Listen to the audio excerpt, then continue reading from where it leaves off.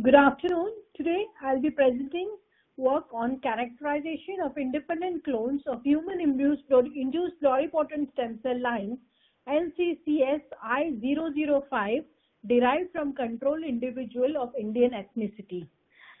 My name is Dr. Anjali Shiras and I am a scientist at National Center for Cell Science, Pune, India. I am joined by my colleagues Ms. Mohsina Khan and Dr. Arun Vaidyanathan, who have contributed to this work. Induced pluripotent stem cells, iPSCs as they are called, can be generated from various somatic cells of the body and have the ability to differentiate into various cells and tissues. These iPSCs have a great potential for use in regenerative medicine as they can be theoretically used to repair any damaged tissue of the body. We are establishing a repository of control and disease-specific induced pluripotent stem cell lines at National Center for Cell Science, Pune, India. These iPSCs can serve as disease models as well as help in drug screening of novel compounds. In today's event, we are discussing generation and characterization of 3 independent induced pluripotent stem cell clones developed from a single healthy female control donor. iPSC generation can be achieved using any somatic cells like fibroblasts, keratinocytes, cord blood cells, or even blood cells. These particular somatic cells can be transduced using a cocktail of transcription factors. This was a method which was pioneered by Yamanaka and Takasaki and has been very popular for generation of stem cell lines from somatic cells. This particular process of generation of induced pluripotent stem cell lines can be through use of the various vector systems, which could be integrating vector systems like retroviruses or lentiviruses, or they also could be non-integrating viral vector systems like using of transposons or Sendai virus, which are more preferred than the integrating vector systems. These particular transcription factors, when transduced into any somatic cells, gives you cells with ES-like morphology, and these are the induced pluripotent stem cell lines, which exactly behave like like embryonic stem cell lines. These induced pluripotent stem cells can then be differentiated by various methods using either defined factors or through random differentiation using embryonic bodies to various lineages of the mesoderm, ectoderm, or endoderm. In our lab, what we did was we decided that we will generate induced pluripotent stem cell lines using CD4 positive T cells which are derived from the blood. So the procedure to do this is pretty simple and more advantageous than using any other somatic cells, as blood is less invasive to withdraw than taking any other tissue. So 10 ml of fresh blood is withdrawn from an individual, which can be a controlled normal individual if you are interested in generating a control iPSC line, or it could be disease specific where one is interested in using either any defined genes with specific mutations or any other metabolic disorders for which you wish to establish the iPSC line. So this 10 ml blood is withdrawn from a person, and then plasma is separated from this particular blood. This plasma is laid on a Ficol to generate peripheral blood mononuclear cells by spinning the cells laid on Ficol at 2500 rpm for 30 minutes. The peripheral blood mononuclear cells that one may achieve from 10 ml of blood is around 10 raised to 7 cells, 2 into 10 raised to 7 cells per ml. These particular peripheral blood mononuclear cells, using the method of negative selection, where we kind of incubate these particular peripheral blood mononuclear cells with various antibody cocktails, which negatively removes the CD4 positive T cells, which we collect in a tube and then expand these CD4 positive T cells using IL-2, which is one of the very common cytokines used for expanding the CD4 positive cells. Within 7 days, we get a sufficient population of these particular CD4 positive T cells, which can then be transduced by using a cocktail of transcription factors. And in our lab, we are more popularly using the Sendai viral vector system, which is a non-integrating viral vector system. These particular CD4 positive T cells, which we have got from a normal control individual, which we are calling as NCCS I005, these particular cells are then grown into a medium, which is a RPMI medium containing 10% fecal calf serum and non-essential amino acids. These particular CD4 positive T cells are grown in this particular medium, and after about 3 to 4 days are transduced with the cocktail of transcription factors using a Sendai viral vector system. This particular transduction, after the cells have been transduced, we change the medium, and as shown in this particular flow chart over here, we then on the third day transfer the cells on a feeder layer of mouse embryonic fibroblasts. After the next 24-hour incubation, we replace the medium and transfer the cells onto a specific iPSC medium, which is basically a StemFlex medium that we use in the lab. Around 10 to 12 days, we start getting emergence of colonies which look like embryonic stem cell-like colonies, and this particular colonies we allow to expand for some time, and once they grow to a sufficient amount, after about 3 to 4 weeks, they are ready to be transferred into another dish. All this procedure we generally do on a feeder layer of mouse embryonic fibroblasts, which are either irradiated using mitomycin C, or they are kind of used irradiated using gamma rays. Once we have got these particular iPSC colonies which have developed in the medium on the mouse embryonic feeder layers, we manually pick up these colonies. Now, as you can see on this slide here, I'm showing you data for 3 independent clones A, B, and C, which we have got from the iPSC, from this peripheral blood mononuclear cell sample transduced by the cocktail of transcription factors. These particular clones A, B, and C, which I am showing on this particular data slide, all of these clones are alkaline phosphatase positive, and more interestingly do not harbor any transgenes.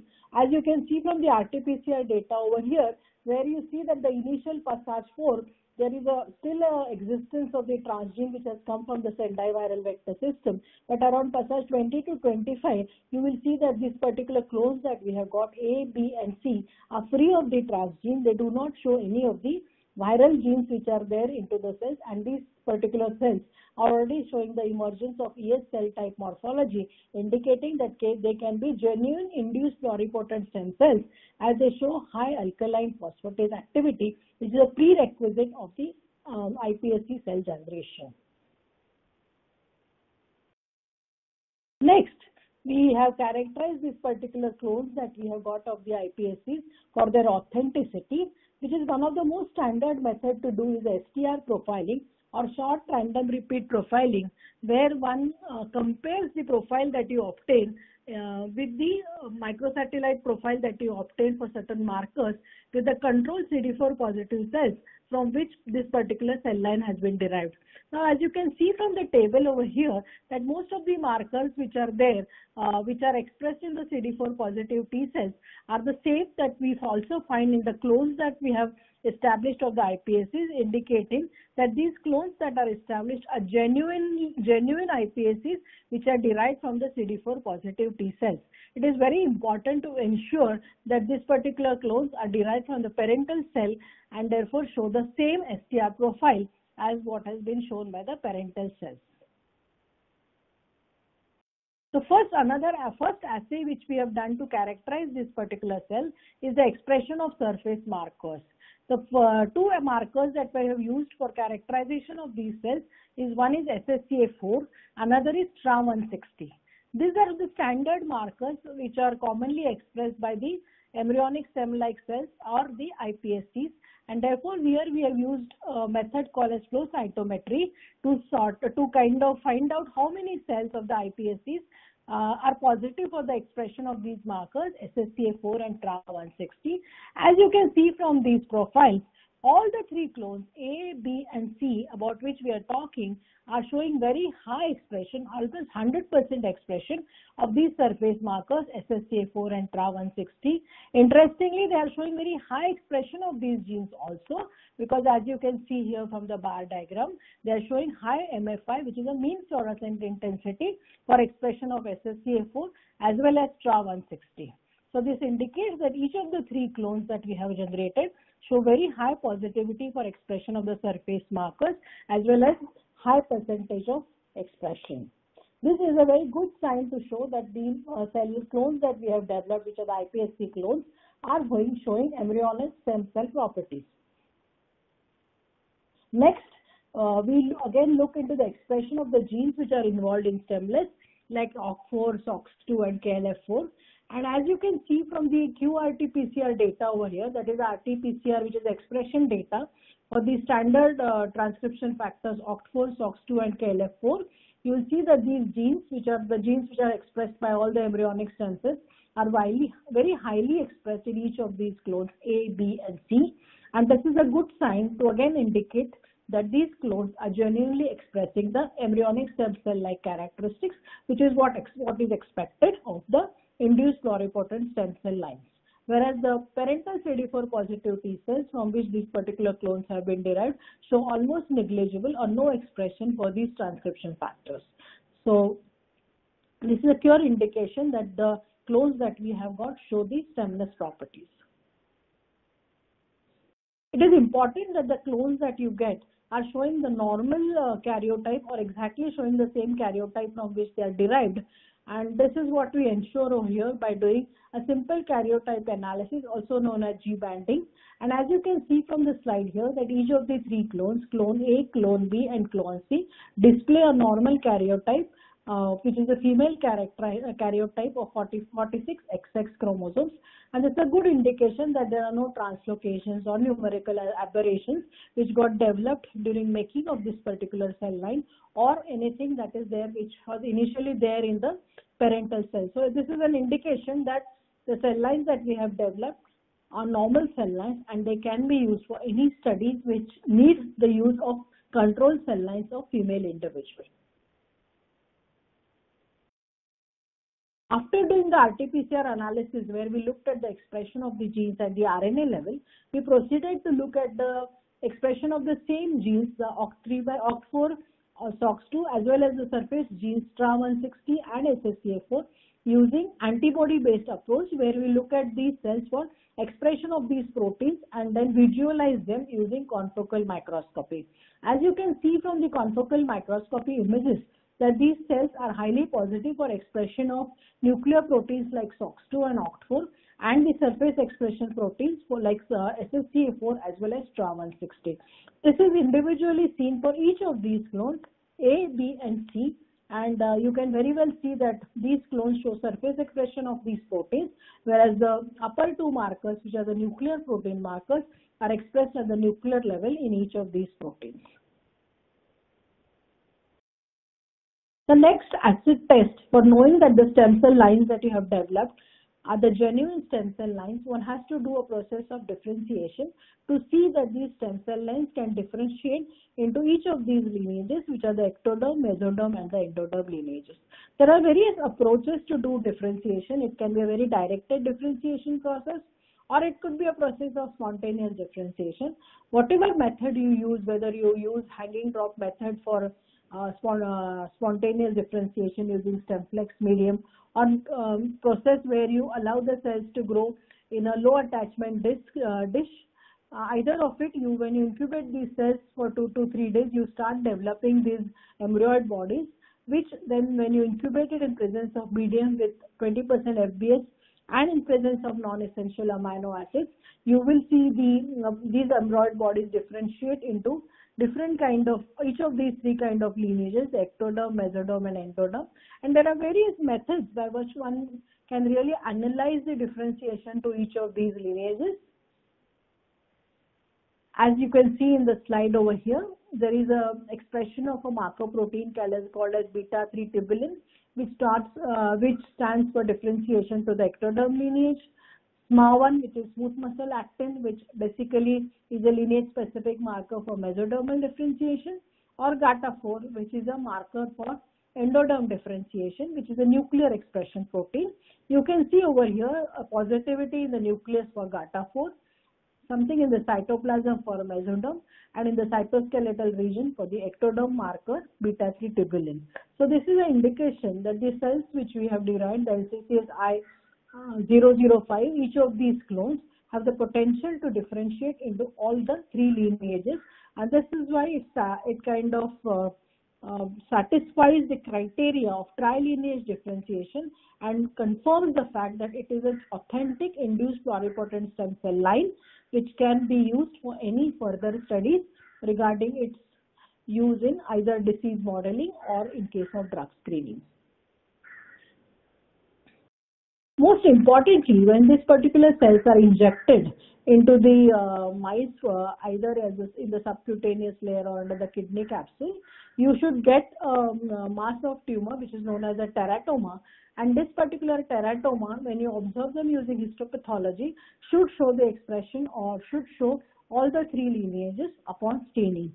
As you can see over here in this slide, the teratoma that we got by injecting these particular cells in mice were able to have all the three lineages in the tissues, like the ectoderm, the mesoderm, and endoderm, confirming again once more that this particular cells have the potential for trilineage differentiation and is a genuine induced pluripotent stem cell line. Just to show the functionality of these particular cells, all the other assays which are described up till now in my presentation are more based upon their morphological status or in their ability to express certain markers. But it is also important that the cells that you have developed also, when they go into each of these kind of differentiation, show the characteristic feature of those particular lines. For example, if you have cells which are from the mesoderm lineage, whether or in the endoderm lineage, whether they show also the characteristics of, or ectoderm, whether they show the characteristics of the neural lineage. So here we have shown one assay where we are talking of its functionality as far as its potential of beating heart is concerned, where we are showing its ability to show cardiomyocyte differentiation. The method that we used for the cardiomyocyte differentiation is shown in this slide. Basically, we take 1 into 10⁵ of this particular cells, and then there is a protocol called as GV protocol, where the cells are basically grown in a medium called as MTZR1 and incubated with a ROCK inhibitor Y27632. By changing the combination of various growth factors, wherein first you initially add CHIR 99021, followed by its withdrawal after next 24 hours, and on the third day adding IWP2 and then again its withdrawal followed by its withdrawal on day 5, we were able to kind of stimulate the Wnt signaling and therefore able to induce differentiation of the iPSC initially to the early mesoderm, and then by inhibiting the Wnt signaling, we were able to convert this early mesoderm stage into a progenitor state. So therefore, by actually inducing the activation of Wnt followed by inhibiting the Wnt signaling, we were able to convert the particular iPSC cells into heart progenitor cells or cardiomyocyte cells. And as you can see in the next slide over here, you can see this kind of different cells that you get, which more or less resemble like the cardiomyocyte cells.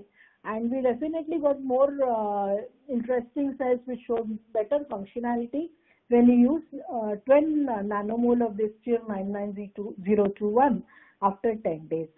In the next slide, as you can see over here, these particular cells show the functionality, and as you can see from the left-hand side, you can see this particular cardiomyocytes which are beating in culture, and this indicates that the cells that we have differentiated into the cardiomyocyte lineage are functional and show all the potential. Similar is true with the image on the right-hand side also.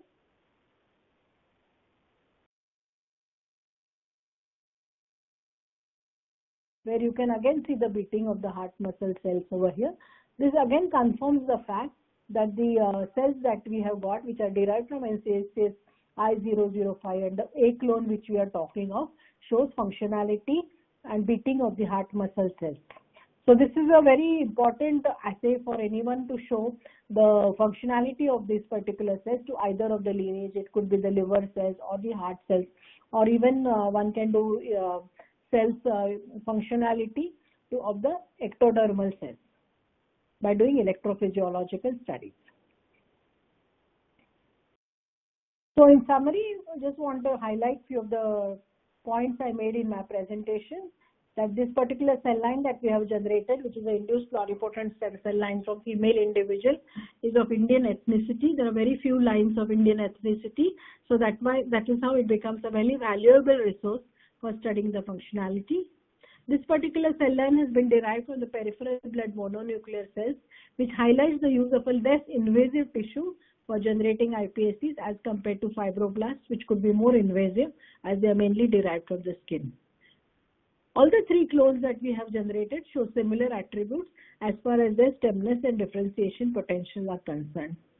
Importantly, the cell line displays a normal female karyotype and shows no structural or numerical chromosomal abnormalities, confirming that this particular cell line can be used for a lot of studies which need the use of a controlled normal individual cell line.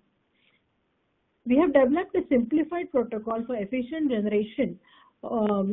differentiation of these cells to cardiomyocyte lineage, wherein the differentiated show functional beating of cardiomyocytes in culture for significant duration, indicating that these particular cell lines have the potential to differentiate successfully into each of these three lineages.